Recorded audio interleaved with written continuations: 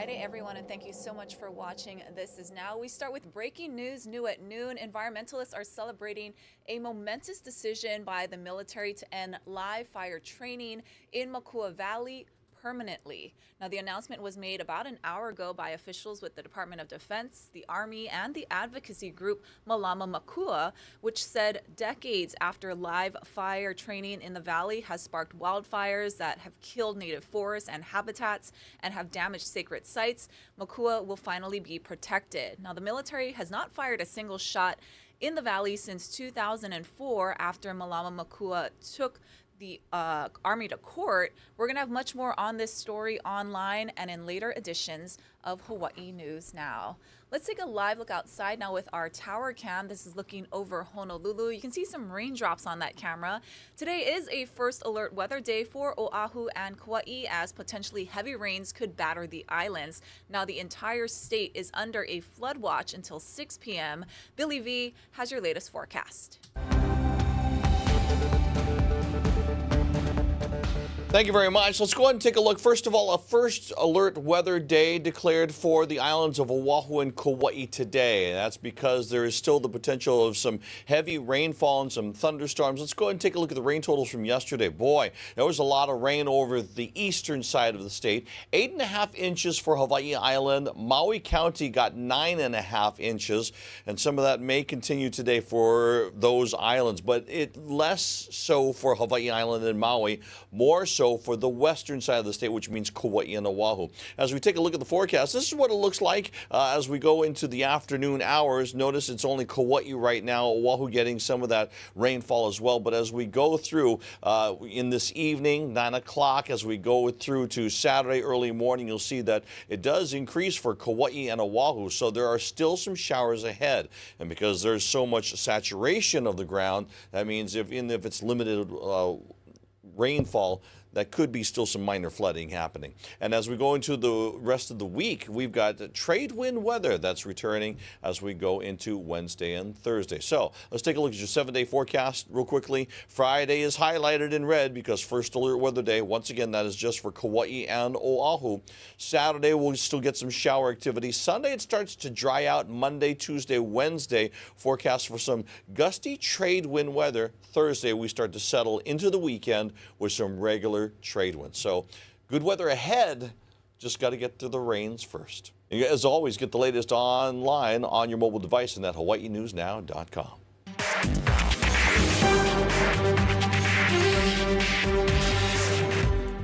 Happening today, the Navy will provide an update on salvage efforts of the military plane in Kaneohe Bay. We're told a decision has been made on the method and schedule for the recovery of the 70-ton P-8 Poseidon surveillance plane. Last week, Monday, the aircraft overshot the runway at Marine Corps Base Hawaii. Today's news conference starts at 3 p.m. We'll keep you up to date with the latest on air and online. Nurses at Kapi'olani Medical Center are picketing as they try to get a new contract. The latest contract for Kapi'olani's more than 600 nurses expired Thursday, and we're told they are seeking a new 3-year contract. They're also speaking out about staffing concerns. The nurses say there aren't enough of them, and the ones who are there are burning out and leaving. So now you have nurses out here that are saying, hey, we need more nurses at the bedside. You know, we're stressed out about our patients. We're not being able to take care of them like we want to. We have babies that are born every day. We have children that are coming in our doors. And so we're looking at our patients, we're looking at the types of patients, the number of patients, and the number of nurses a couple times every day. The Hawaii Nurses Association says the big issue for them is a lower nurse-patient ratio. The picketing is set to continue up until the top of the hour. Both sides are set to return to the bargaining table December 14th. The Supreme Court confirmed retired Associate Justice Sandra Day O'Connor died in Phoenix, Arizona at the age of 93 following a long illness. Now, O'Connor was the first female justice to serve on the high court, and her appointment in the 80s was regarded as a major milestone for women. Weijia Jiang has more on her life. I will do my best to serve the court. President Ronald Reagan put a crack in the glass ceiling when he chose Sandra Day O'Connor to serve on the nation's highest court. I will send to the Senate the nomination of Judge Sandra Day O'Connor of Arizona Court of Appeals for confirmation as an Associate Justice of the United States Supreme Court. The U.S. Senate unanimously confirmed her. It's all right to be the first to do something, but I didn't want to be the last woman on the Supreme Court. Thank goodness for that. She served for 24 years, paving the way for other female justices, 4 currently serving on the court. Born in El Paso, Texas during the Great Depression, O'Connor grew up on an Arizona cattle ranch. She graduated from Stanford with degrees in economics and law. She briefly dated William Rehnquist, who would eventually become Chief Justice of the United States, before marrying John J. O'Connor III. When no law firm would hire her because she was a woman, O'Connor turned to public service. After raising a family, she got into politics and caught the eye of the White House. She is truly a person for all seasons, possessing those unique qualities of temperament, fairness, intellectual capacity, and devotion to the public good, which have characterized the 101 brethren who have preceded her. A moderate conservative who personally opposed abortion, O'Connor's key swing votes preserved Roe v. Wade. She successfully fought breast cancer in 1988. It was her husband's declining health that led to her resignation from the court in 2006. After stepping down, she devoted her life to teaching young people how government works. Most of our native-born Americans can't answer all the questions that we require of people from other countries who are becoming citizens. And her legal career wasn't over. Sandra Day O'Connor continued hearing cases on a part-time basis as a visiting judge. Weijia Zhang, CBS News, Washington.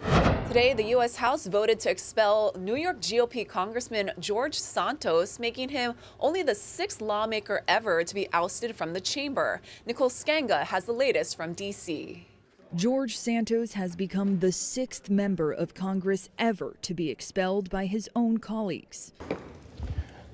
The clerk will notify the governor of the state of New York of the action of the House. The vote came after the House Ethics Committee found that the New York Republican deceived donors and used campaign funds to buy Botox, designer clothing, and take trips to the Hamptons in Atlantic City. Read the report. It's a 50-plus page report, which I believe is very damning and really sets forth the evidentiary basis for why expulsion is proper. Some Republicans pushed back against Santos's expulsion, saying the courts or the people of New York should decide whether Santos continues to serve. I'd vote to expel if he was found guilty in a court of law, but that has not occurred yet. We are a political body. We are not a judicial body. But his fellow Republican lawmakers from New York spearheaded the push to have him expelled. Obviously broken the law, defrauded taxpayers, voters, and donors. Santos left the House floor even before the vote was finished, and he made no comment as he left the Capitol. Nicole Skanga, CBS News, Capitol Hill. A Nevada state criminal investigation into the fake electors plot to overturn Joe Biden's 2020 presidential election win is ramping up. Kyung La has the latest. In northwest Nevada, nestled among the mountains in the Truckee River Valley, we find in this quiet Reno Public Library 2 state Republican leaders who don't want to answer our questions. You haven't spoken it, you're not going to comment on whether you've spoken to anybody. That's going on, right? But so, you do understand please, if you would turn that off, we have nothing to talk about really on that. Yeah, I have nothing to say. Yeah, I don't have been contacted by investigators on that. What about your testimony in Georgia, the case that's on that? This is Nevada Republican Party National Committeeman Jim DeGraffenreid and Nevada Republican Vice Chairman Jim Hindle. They're also known to state investigators as fake electors. This is them on December 14th, 2020. All right, electors, that is 6 votes certified for President Donald J. Trump. But Trump lost Nevada in 2020 by 33,000 votes. Joe Biden won Nevada's 6 electoral votes. Not that you'd know if you were watching this live-streamed gathering, posing as an official event. Donald J. Trump of the state of Florida, having received 6 electoral votes, is declared the winner of the electoral votes for the state of Nevada. The document they signed that day became part of a charade seeking to undermine voters' faith in democracy. Now leading up to 2024. We've been making the roadshow around the state. Crisscrossing the state, talking about next year's caucus, while Nevada's Attorney General is investigating their actions in 2020 for possible criminal conduct. A source tells CNN that Kenneth Chesebro, the attorney who helped orchestrate the Trump campaign's fake electors plot, is now cooperating with Nevada investigators. Chesebro already pleaded guilty in the Georgia election subversion case. Is there any irony in you going around with, as you to use your words, the roadshow, talking about 2024 when in 2020 you signed this fake elector document? Questions. I apologize, but this is not something I will entertain. Do you still believe Trump won? Yeah, it's irrelevant. The Electoral College elects the president, and so the Electoral College elected Joe Biden, and so Joe Biden is the president. Then how do you explain what happened in 2020? That ceremony you participated in and the document you signed? Again, no comment on that. We contacted all of Nevada's 6 fake electors about the state attorney general's investigation. I'm looking for Sean Meehan. This is him. And this is Meehan in 2020. Sean Meehan. Present. In the attorney general's investigation of the fake I electors. have no comment on that. Let's try it so. You've reached the office of Michael J. McDonald. I'm trying to reach Mr. McDonald again. The leader of the fake electors, Michael McDonald. Current Nevada Republican chairman was center stage just last month. Trump! Trump! One of Trump's closest allies in the West. I want to thank Michael. He's been fantastic right from the beginning. McDonald has been summoned by both the January 6 grand jury and in the Georgia fake electors case, but did not reply to our calls. It bothers me to no end. Yes, and I know a number of Republicans that just wish that they would go away. Amy Tarkanian is the former Nevada Republican chairwoman and is now an appointed advisor with the Secretary of State, who believes Nevada needs to protect democracy. It's important to address it because you want to make sure that everyone sees that these people are spreading lies, and it's malicious. There does need to be some repercussions, so it will make people think very, very hard about trying to pull this kind of garbage off ever again. Lori Vallow Daybell was booked into a Maricopa County jail and is facing multiple charges in Arizona. The so-called Doomsday Mom was extradited from Idaho for 2 conspiracy to commit murder charges. This was her second indictment in Arizona after she allegedly conspired to kill her niece's ex-husband. Her first was in 2021 for allegedly conspiring to kill Charles Vallow, her 4th husband. Recently, she was sentenced to 3 consecutive life sentences in Idaho for killing her 2 kids, Tylee and JJ. She was also convicted of conspiracy to commit murder in the death of her husband's first wife, Tammy Daybell. Vallow's first hearing is scheduled for Thursday, December 7th. She is not eligible for bail. All right, let's take another live look outside. This is Hilo Bay over there on Hawaii Island. We're going to have your From the Feeds and good news stories coming up in a quick break.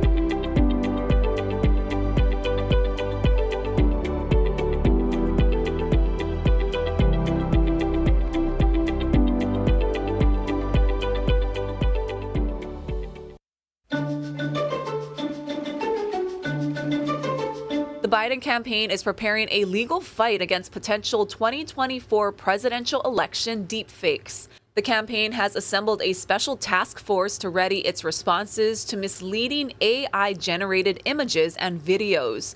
It will draft court filings and prepare novel legal theories it could use to counter potential disinformation efforts. The task force is made up of the campaign's top lawyers and outside experts, such as a former senior legal advisor to the Department of Homeland Security.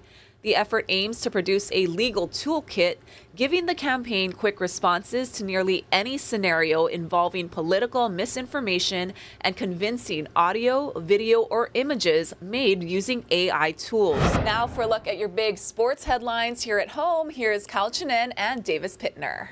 Yeah, that's right, Ash. Lots of sports happening around the islands. Kyle Chinen is with us to break it all down. So football is over for both UH and high school, but it's not quite over for two teams coming over here. Yeah, we still got some football in the islands. We are talking about the Hawaii Bowl. The teams were announced yesterday, and it's going to feature some familiar faces. We have Coastal Carolina coming from the Carolinas over to Hawaii, set to face San Jose State and Chevin Cordero, obviously the former UH and St. Louis quarterback, local boy. So a lot of ties there. He kind of closes a long football journey back where it all started in Hawaii. He will be playing with the Spartans on December 23rd, 5:30 kickoff at TC Ching Field. And it's going to be on ESPN, Christmas time, Christmas football. Can't beat it, really. And you really can't beat it. And if everyone remembers, UH lost to San Jose State. They're a really good team. Yeah. It's going to be really cool seeing a Hawaii guy coming back. And we're going to stick with football. You just mentioned the Pac-12. Some breaking news today, Kyle. What's going on? Yeah, so this morning, the Mountain West and the Pac-12 announced a scheduling agreement for the 2024 season. I'm going to read this out. So next season, all 12 Mountain West teams will play their traditional 7 conference football games in addition to 1 game against either Oregon State or Washington State, the 2 remaining teams in the Pac-12, to make a total of 8 conference games. That's 4 at home, 4 and away. Now, these games against OSU and Wazoo do not count towards the overall conference standings, and neither of these 2 teams will be eligible for the Mountain West championship game. So lots happening, an extra game in conference for the Mountain West teams, for the University of Hawaii, who is a football-only member of the Mountain West Conference. And, I mean, more competition, more It's going to be exciting to see. It's going to be exciting to see. And speaking of things to be excited to see, we are talking about the Wahine UH volleyball. What a game they had yesterday. They're playing again today. Kyle, that was insane if you were to see the game. That remarkable. They came out against Iowa State, and they won in 4 sets, drops the first one, then goes on to win the next 3 in pretty convincing fashion. They're set to take on the number 2 seed in the Wisconsin quarter, Oregon, at their home digs, the Matthew Knight Arena, tonight at 5 p.m. Hawaii time. That's on ESPN+. It's going to be another challenge, a top team in the world of women's collegiate volleyball, but the Wahine have been playing red hot since winning their Big West Championship a week ago. They've been playing their best volleyball, so it's going to be an exciting one. It's going to be high flying for sure. Oh, Kyle with that flash. Yes, it is going to be really exciting. Stick with us for the latest sports news.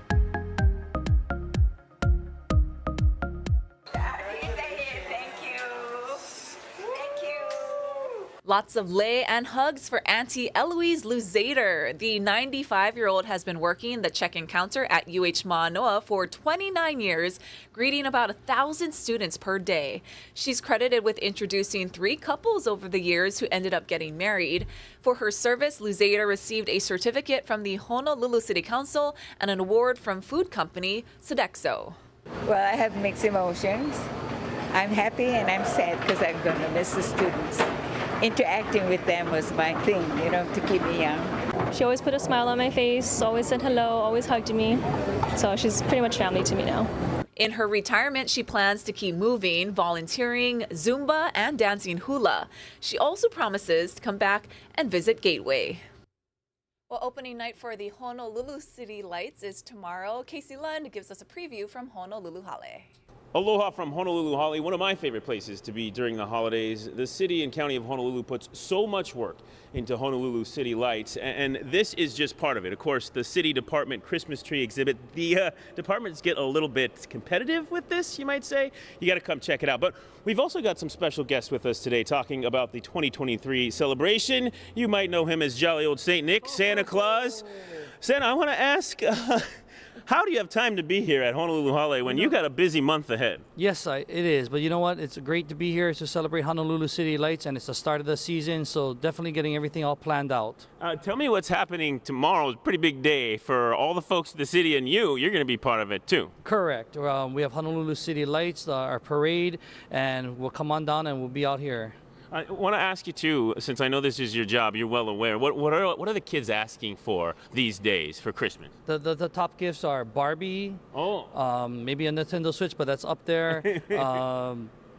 Pokemon cards or Pokemon squishy toys for the little ones, and some of the adults, they're looking at big TVs. That's right. You got to be on the nice list though. What about me? How have I been this year, do you think? So far, so good. We still got a few weeks to mess it up. Santa Claus with us today. Thank you so much. And we've got one of Santa's helpers, Ian Shearing. He's with the Department of Communications for the city and county. Aloha to you and happy holidays. I want to ask, especially the parade, it sort of sneaks up on people. So we just want people to get the message to be prepared. This is going to be a big deal starting tomorrow night. It's a huge deal. The parade starts at 6 o'clock at A'ala Park, right down King Street. It'll come all the way through Chinatown and downtown, ending here at Honolulu Hale. The most important thing to be aware of, though, is the road closures in Chinatown and downtown start early. So if you're planning on coming out with your families to enjoy the Honolulu City Lights opening night, to enjoy the parade, make sure you're here early. Find a spot somewhere along the parade route. Let's have a good time. And hopefully, I'm thinking we got to check in with Guy Hoggy, but hopefully the weather's good. Bring an umbrella, be ready for some inclement weather just in case. But that doesn't ever stop people because it's always busy. I want to ask you too, what's going to kick things off starting at 4 p.m. tomorrow afternoon? Yeah, we're going to have a huge block party here. We shut down, in addition to King Street out front, Punch Bowl Street coming down the side here of Honolulu Hale. There'll be food trucks, all sorts of vendors.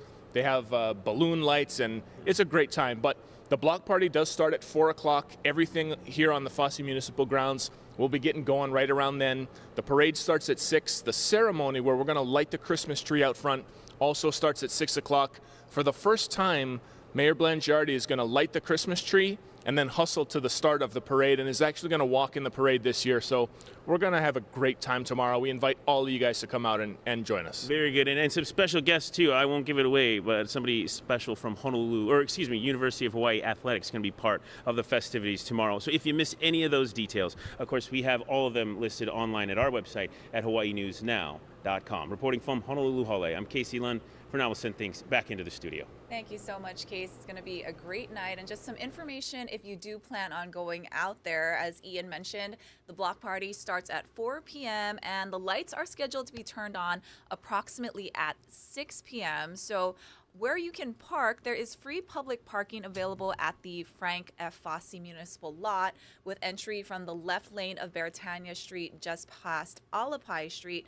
If you want to see the parade in Chinatown, there are several parking lots in the area, but you will need to park before those road closures are put into place, and you may also have to wait for the streets to reopen to exit certain lots. Now, can you bring food to the event?